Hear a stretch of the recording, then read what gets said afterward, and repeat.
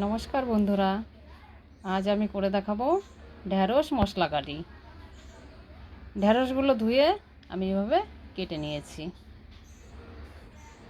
আর নিয়েছি 2 চামচ সর্ষে, 2 চামচ পোস্ত, 2 চামচ জিরে, 4টে কাঁচা লঙ্কা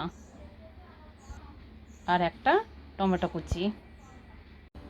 দেখো বন্ধুরা, আমার মশলা বাটা কমপ্লিট হয়ে গেছে। সর্ষেটাকে আমি আলাদা কেটে রেখেছি। গ্যাসে কড়াই বসিয়ে দিয়েছি। এবার 4 চামচের মতন সর্ষের তেল দিয়ে দেব।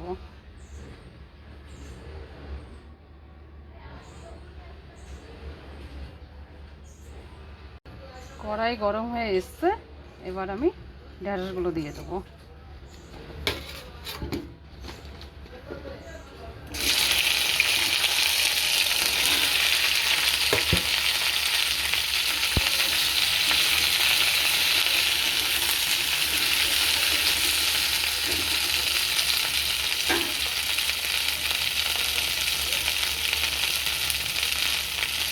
সামান্য পরিমাণ নুন আর সামান্য হলুদ দিয়ে দেবো।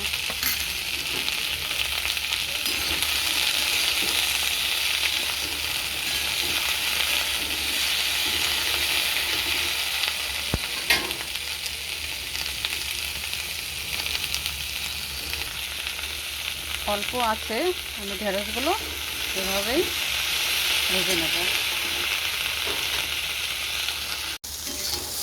ঢ্যাঁড়স ভাজা হয়ে গেছে। এবার একটা পাত্রের মধ্যে আমি ভাজাগুলোকে তুলে নিলাম।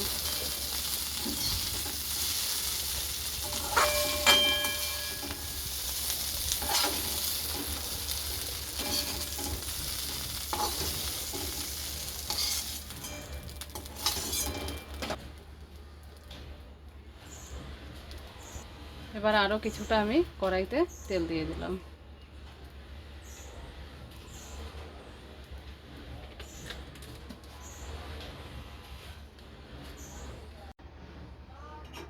এবার তেলে 1 চামচ কালো জিরে দিয়ে দিলাম।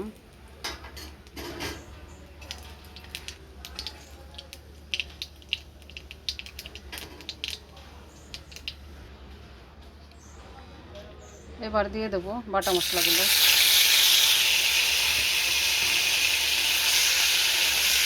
বাটা মশলাগুলো একটু এভাবেই ভেজে নেব।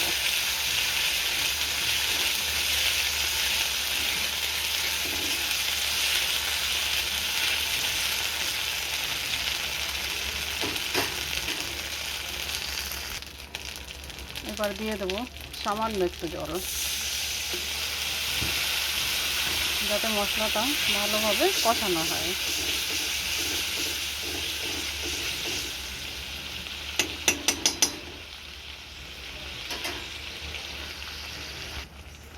এবার মশলাটাকে যেহেতু ভালো করে কষিয়ে নিয়েছি, এবার টমেটো কুচিগুলো দিয়ে দেবো।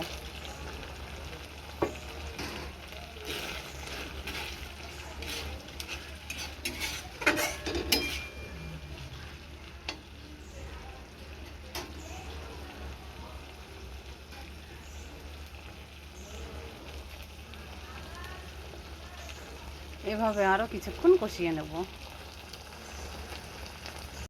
দেখো বন্ধুরা, আমার মশলাগুলো ভালোভাবে কষানো হয়ে গেছে। এবার আমি ভেজে রাখা ঢ্যাঁড়সগুলো দিয়ে মশলাটাকে আরও ভালো করে কষিয়ে নেব।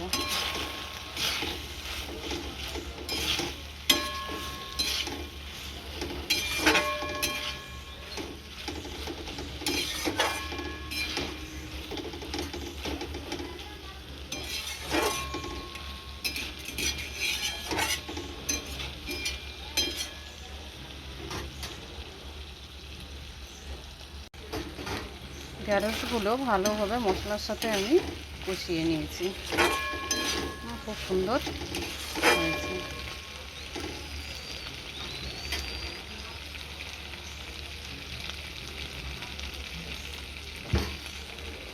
এবার এতে কিছুটা জল দিয়ে দিলাম।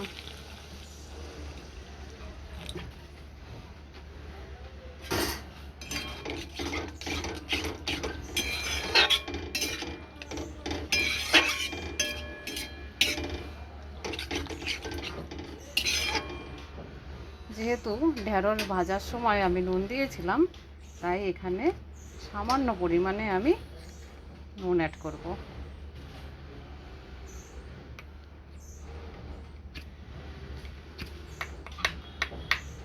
আর সামান্য পরিমাণে হলুদ। এবার ভালো করে নেড়ে নেব।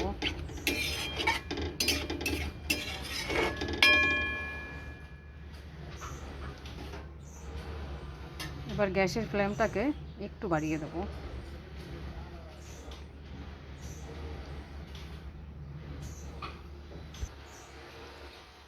এবার ঢাকা দিয়ে দেব। একটু নিচে দাও, তাহলে পেপারগুলো দেখা যাবে না।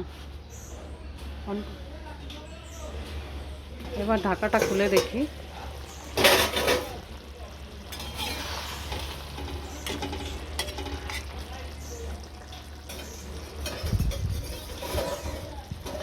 হয়ে গেছে। এবার যে সর্ষেটা আমি বেটে রেখেছিলাম, সেই সর্ষেটা আমি এখন দিয়ে দেবো।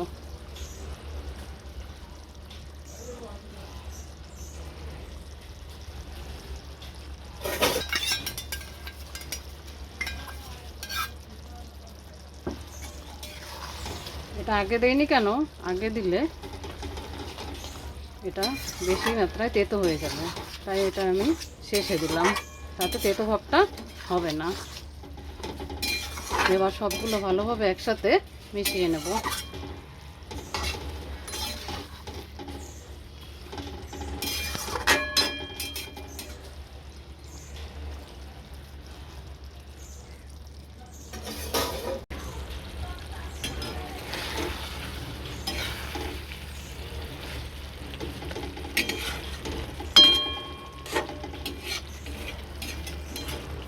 হয়ে গেছে।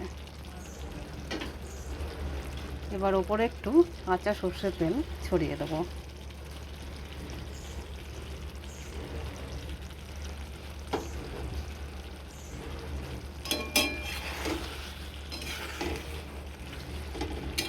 খেতে খুব ভালো হবে।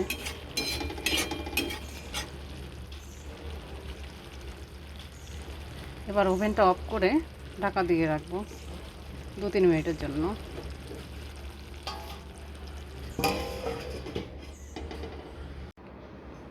বাটিতে ঢেঁড়স মশলা কারি আমি সার্ভ করে দেখাবো।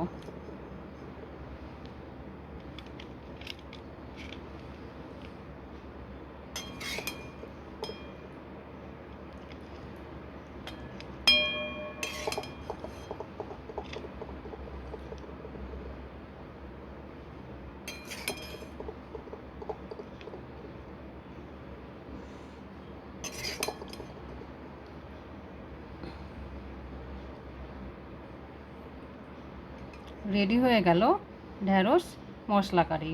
যদি ভালো লেগে থাকে বাড়িতে বানিয়ে ফেলবেন। কেমন হলো কমেন্টে জানাবেন, আর দয়া করে আমার চ্যানেলটি সাবস্ক্রাইব করবেন।